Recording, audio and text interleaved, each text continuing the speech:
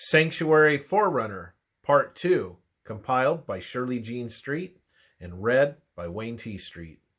Under no circumstances, except as he enters within the veil of the heavenly sanctuary, is that name, Forerunner, applied to the Savior. Hebrews 6, verses 19 and 20. In all monarchical forms of government, the Forerunner is a familiar character. In gorgeous uniform with waving plumes, he rides before and announces the approach of the royal carriage. While the Forerunner is always hailed with joy by the waiting crowds, he is not the center of attraction. Their eyes do not follow him as he passes on, but are turned down the road whence he came to get the first glimpse of the royal personage of whom he is the Forerunner.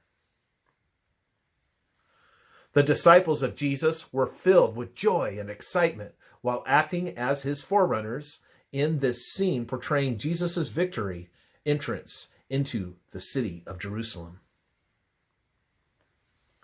Jesus is the forerunner of our victory entrance through heaven's gates.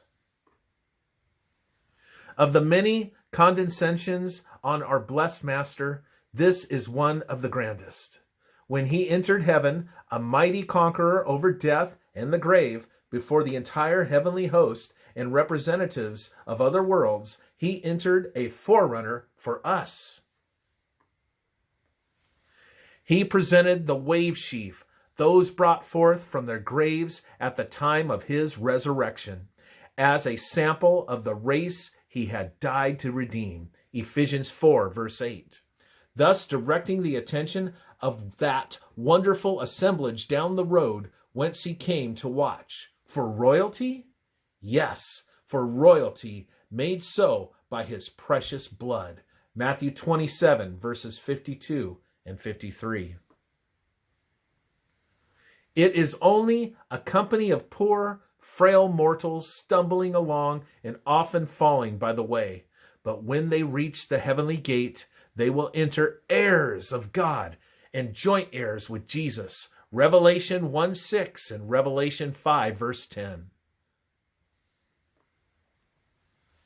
It meant much for us that Jesus entered within the veil as our forerunner, for all heaven is watching the church of God on earth.